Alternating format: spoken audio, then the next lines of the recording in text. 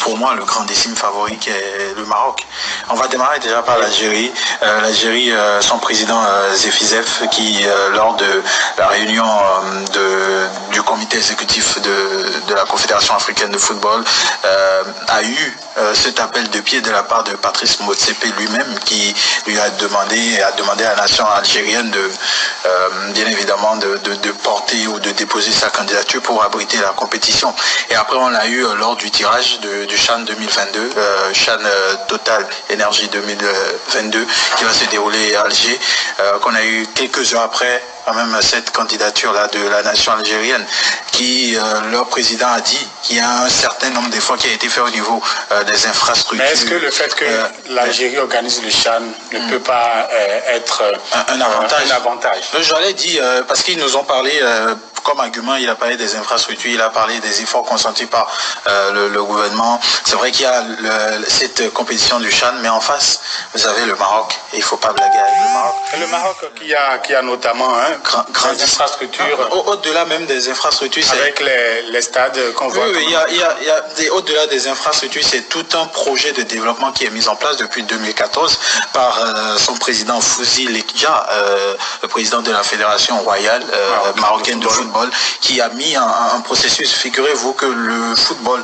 au plan local vit très bien. Quand vous avez des clubs qui ont des subventions qui avoisinent 600 000 € par an, sans compter des aides qu'on leur apporte, quand vous avez des complexes, vous avez quand même pratiquement 200 pelouses synthétiques.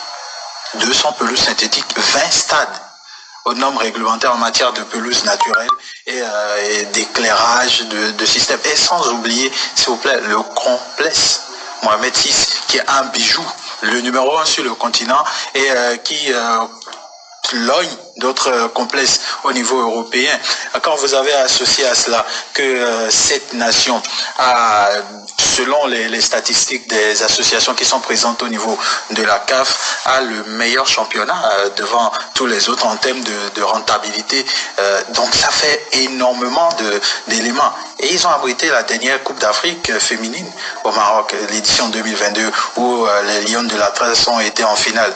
Donc après même cette compétition, on a vu le président de la CAF qui a félicité la nation marocaine pour la qualité de cette organisation, sans compter les attraits touristiques, le réseau de télécommunications qui est pratiquement le meilleur, les complexes hôteliers, les infrastructures routières. Je pense qu'actuellement, il n'y a pas meilleur candidat, même si entre-temps, on aurait aimé voir d'autres nations, on aurait peut-être aimé voir une co-organisation entre le Nigeria et le Bénin, mais pour être honnête, pour faire un choix totalement clair et plausible, je pense que la meilleure candidature, pour ma part, reste celle du Maroc.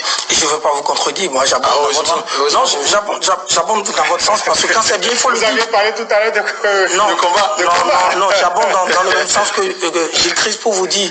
C'est un euphémisme aujourd'hui de dire que le Maroc n'est pas le Maroc est l'un des grands favoris, le grandissime favori même de cette organisation de la CAN 2025. Quand vous parlez des complexes, quand vous parlez des infrastructures hôtelières, il faut parler aussi du transport. En matière de transport, je pense qu'il y a des routes, il y a des autoroutes qui sont disposées aussi pour la circulation des gens qui vont peut-être participer à cette compétition-là en 2025. Et au-delà de cela, le Maroc a déjà commencé par poser des actes. Aujourd'hui, en matière de coopération, je pense que la Fédération royale marocaine fait partie de ces fédérations-là qui quand même sont à féliciter, parce que le Maroc a noué plusieurs partenariats avec des fédérations africaines. Bien sûr. Et parmi ces fédérations, il y a la fédération, je pense la fédération du Burkina Faso.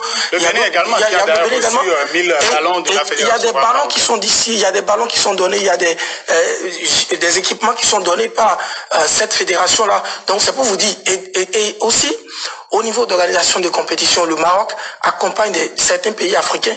Vous savez que lors des journées FIFA désormais, il y a ce partenariat entre le Maroc et certains pays qui facilite, disons, le transport, l'arrivée de certains pays au Maroc pour pouvoir organiser les matchs amicaux à caractère international. Je crois que aujourd'hui, pour moi, si je suis membre à la fédération, à la confédération, j'allais dire, à la Confédération africaine de football.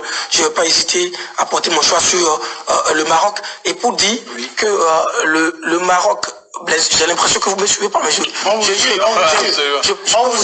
vous dire que non, allez au bout de votre idée. Je peux vous dire que le Maroc n'est pas seulement un candidat sérieux, mais c'est plus qu'un candidat sérieux parce que le Maroc dispose tout en matière de conditions humaines, en matière de conditions sécuritaires, en matière d'infrastructures. Le Maroc a tout aujourd'hui, a tous les atouts solides. Le Maroc est un sacré client pour accueillir la CAN, pour organiser la CAN en bien. Est-ce que